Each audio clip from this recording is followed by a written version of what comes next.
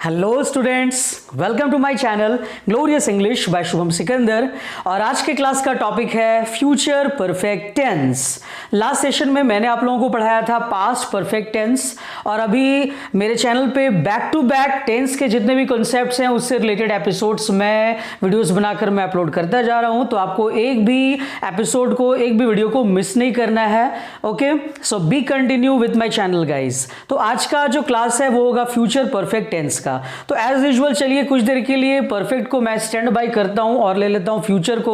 So let me tell you कि future क्या होता है। तो फ्यूचर कहीं वही तो नहीं ना कि जो हम लोगों ने बचपन से पढ़ा है कि भविष्य काल इज कॉल्ड अ फ्यूचर। तो फिलहाल मैंने लास्ट सेशन में कहा भी था कि अगर आप एक स्पीकर बनना चाहते हैं, if you want to speak fluently, if you want to become a fluent speaker, so guys आपको हिंदी के पीछे नहीं भागना है, you always run towards the English only.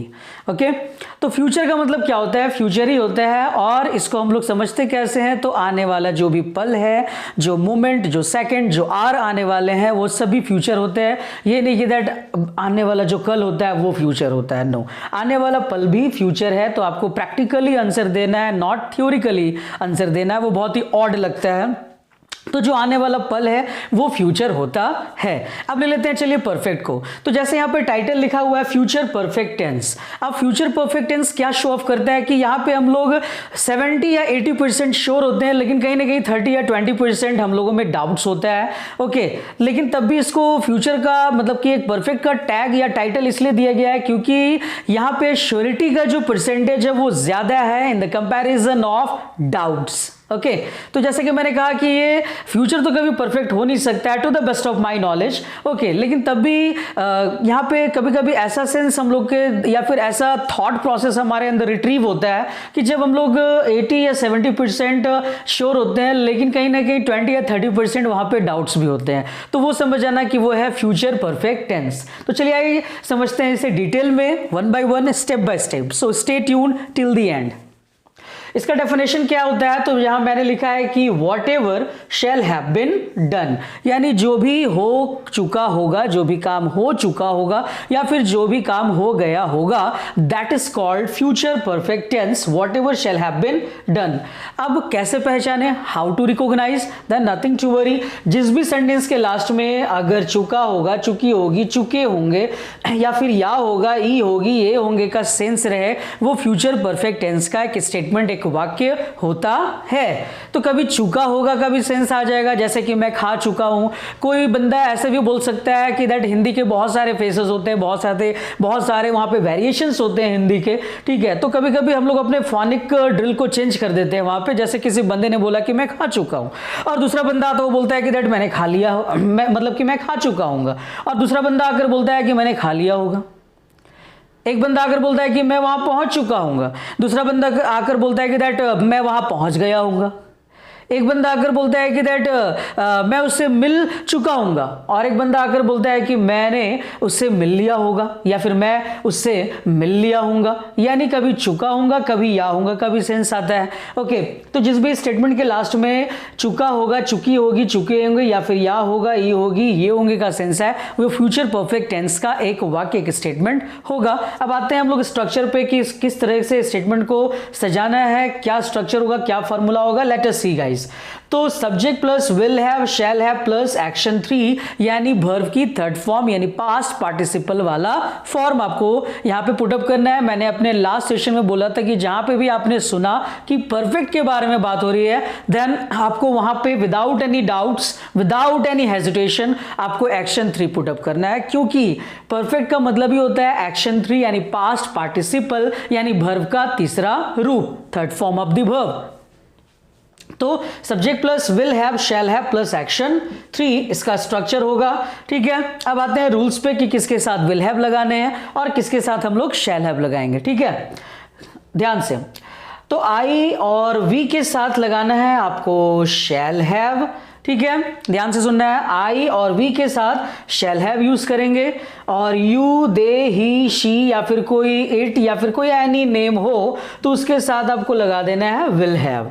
यानी शैल हैव का काम किसको केवल सपोर्ट करना है, तो केवल आई और वी के साथ आपको शैल हैव का यूज करना है और बाकी जितने भी सब्जेक्ट्स आएंगे such as you, they, he, she, it या फिर कोई नेम हो तो उसके साथ आपको विल हैव लगाना है एज ए हेल्पिंग वर्ब। अब अगर मुझे नेगेटिव स्टेटमेंट बनाना हो तो मैं कैसे यूज करूंगा, विल हैव प्लस नॉट क्या होगा, won't have. Will have plus not is equal to won't have और shall have plus not is equal to shan't have. Will have plus not is equal to won't have, shall have plus not is equal to shan't have. ये negative के लिए, जैसे मैंने यहां लिखा भी है कि जब आपको नेगेटिव स्टेटमेंट बनाना हो तो will have plus not won't have and shall have plus not shan't have for the negative statement. ठीक है, और ज्यादा समझने के लिए मैंने यहां पे कुछ स्टेटमेंट बनाया है एंड आपको मैं समझाऊंगा one by one. Okay, so just have a look on the board. पहला स्टेटमेंट है कि वह खा चुका होगा, तो वह खा चुका होगा, यहां पे किसी मेल के बारे में बात हो रहा तो मैंने ले लिया ही, तो ही के साथ आपको क्या लगाना था एज अ रूल की you, they, he, she, it या फिर कोई नाम हो तो हम लोग यूज करेंगे विल हैव। ठीक है, क्या यूज करेंगे, विल हैव का इस्तेमाल करेंगे। तो ही विल हैव खाने का, यानी खाने का जो वर्ब होता है वो होता है इट, तो इट का थर्ड फॉर्म क्या होगा, इट एट इटेन। इटेन लेना है हम लोगों को यहाँ पे, तो ही विल हैव इटेन कि वह खा चुका होगा या फिर उसने खा लिया होगा, या होगा का भी सेंस आएगा, तो कभी कभी चुका होगा का भी सेंस आएगा, नो प्रॉब्लम, इंग्लिश एक ही है कि that he will have eaten. Next है तुम वहां पहुंच गए होगे, तो तुम का क्या होता है, यू। ओके, तो यू के साथ क्या लगाना है, will have. You will have reached, तुम पहुंच गए होगे, यू विल हैव रीच्ड या फिर तुम पहुंच चुके होगे, you will have reached. Next है वे लोग आ चुके होंगे या फिर वे लोग आ गए होंगे, कुछ भी हो, इंग्लिश एक ही होगा। वे लोगों का दे के साथ आपको लगा देना है विल हैव और साथ में कम की third form come, came, come. Past participle of come is come, come, came, come, तो दे विल हैव कम, वे लोग आ चुके होंगे, वे लोग आ गए होंगे। नेक्स्ट है कार्यक्रम 7 बजे तक शुरू हो गया होगा या फिर कार्यक्रम 7 बजे तक शुरू हो चुका होगा। कैसे बनाना है, तो the program will have started by 7 o'clock। The program will have started by 7 o'clock। तो इंग्लिश एक ही है, हिंदी आपको थोड़ा सा कंफ्यूज कर सकता है लेकिन कंफ्यूज होने की जरूरत नहीं है। मैंने यहाँ पे पूरी तरह से क्लेरिफाई किया है कि या तो चुका होगा या फिर या होगा, कुछ भी रहे, आपको समझ जाना है कि वो फ्यूचर परफेक्ट टेंस के बारे में ही बात हो रहा है। विल हैव और शैल हैव का ही फॉर्मूला पुटअप करना है वहां पे। तो the program will have started by 7 o'clock। Next जो स्टेटमेंट है कि मैं अपना काम पूरा कर चुका हूंगा या फिर मैंने अपना काम पूरा कर लिया होगा। फॉर इंस्टेंस कि दैट ये स्टेटमेंट का तो मैंने दो आपको यहां पे फॉर्म बताया कि दो स्टाइल से लोग हिंदी में बोल सकते हैं, लेकिन इंग्लिश में एक ही स्टाइल है, I shall have completed my work, कि मैं अपना काम पूरा कर चुका हूंगा या फिर मैंने अपना काम पूरा कर लिया होगा। I shall have completed my work, I shall have completed my work। तो I के साथ shall क्यों लगाया, अकॉर्डिंग टू द रूल की I और V के साथ आपको shall have यूज करना है, तो यहां पे मैंने यूज कर दिया I के साथ, I shall have completed my work।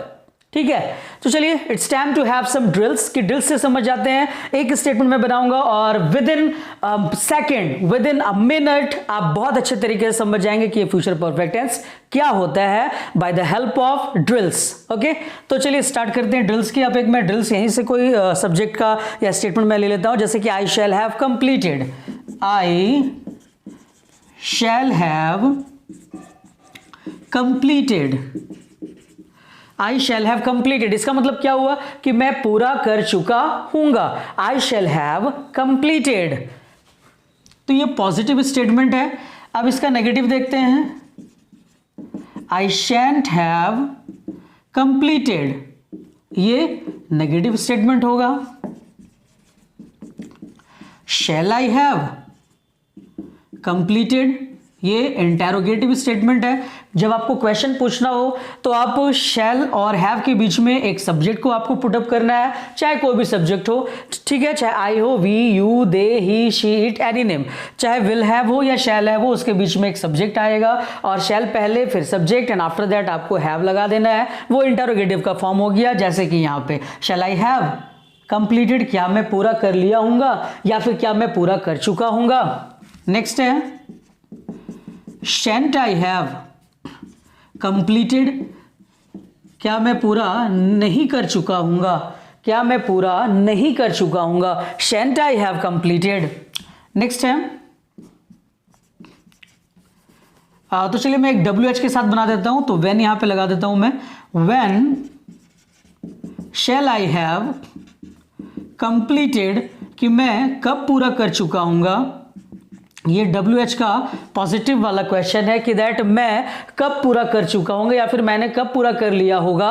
When shall I have completed, and जो लास्ट है वो होगा when shan't I have completed, कि मैं कब पूरा नहीं कर चुका हूंगा या फिर मैंने कब पूरा नहीं किया होगा। तो when shan't I have completed, अब इसको एकदम आपको स्पीड के साथ बोलना है, ठीक है, क्योंकि ये फोनिक ड्रिल है और फोनिक ड्रिल से प्रैक्टिस में बहुत ही हेल्प मिलती है स्टेटमेंट को क्रिएट करने के लिए और आपके स्पीकिंग में फ्लुएंसी लाने के लिए ये ड्रिल एक रामबाण का काम करता है, ठीक है। जैसे कि इसको आपको बहुत ही फ्लुएंट मैनर में बोलना है, एकदम जितना स्पीड जितना दम आप लगा सकते हो। फॉर इंस्टेंस कि let you have to watch me, okay, I shall have completed, I shan't have completed, shall I have completed, shan't I have completed, why shall I have completed, why shan't I have completed, then positive, negative, interrogative, WH positive as well as WH negative. तो total 6 statement हो गए जो कि हम लोग एक बार में इसके बारे में पूरा बायोडेटा दे सकते हैं। बस मुझे चाहिए only 1 statement and after that leave it to me, बाकी स्टेटमेंट मैं बनाऊंगा, यानी 1 का 5। ओके, चलिए यहां से मैं एक और उठाता हूं कि जैसे कि वो खा चुका होगा या फिर वो खा लिया होगा। ही विल हैव इटन, अब इसका ड्रिल्स मैं क्रिएट कर रहा हूं यहां पे कि ही will have eaten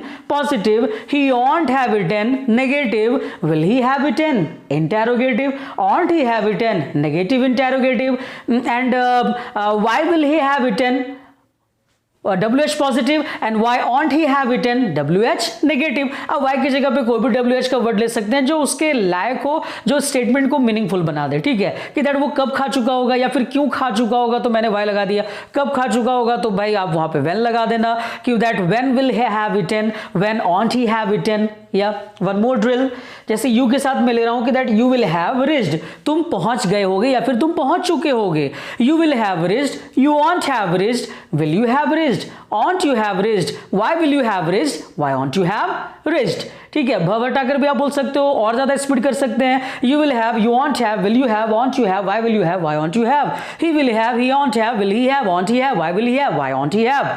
positive, negative, interrogative, negative interrogative, WH positive as well as WH negative. तो ये था फ्यूचर परफेक्ट टेंस कि that whatever shall have been done, कि जो भी काम हो चुका होगा, बट इन द फ्यूचर जिस भी सेंटेंस के लास्ट में चुका होगा, चुकी होगी, चुके होंगे, या होगा, ये होगी, ये होगे का सेंस होगा, वो होगा future perfect tense by the dint of subject plus will have, shall have plus action 3, यानी वर्ब की थर्ड फॉर्म, पास्ट पार्टिसिपल वाला फॉर्म। देन आई होप कि आज का ये सेशन बहुत ही आपको एक्साइटिंग लगा हो, अच्छा लगा हो, एंड आई होप कि ये पूरा कॉन्सेप्ट आपको समझ में आ गया होगा। वीडियो कैसा लगा आप कमेंट सेक्शन में ज़रूर बताना, और कमेंट सेक्शन में आपको कुछ स्टेटमेंट बनाकर पोस्ट करना है। साथ ही इस वीडियो को लाइक करें, शेयर करें, कमेंट करें, एंड दूसरे को भी सीखने का मौका दें। तो आपको शेयर भी करना है मेरे चैनल के लिंक को, और जो भी कॉन्सेप्ट्स हैं या फिर कहीं पर आपको डाउट्स हैं तो आप कमेंट सेक्शन में पूछ सकते हो, मैं फिर से वहाँ समझाऊंगा। Nothing to worry, if I am here then why you fear? So guys, let's call on in the next session. Till then, take care and have fun with English. Bye bye.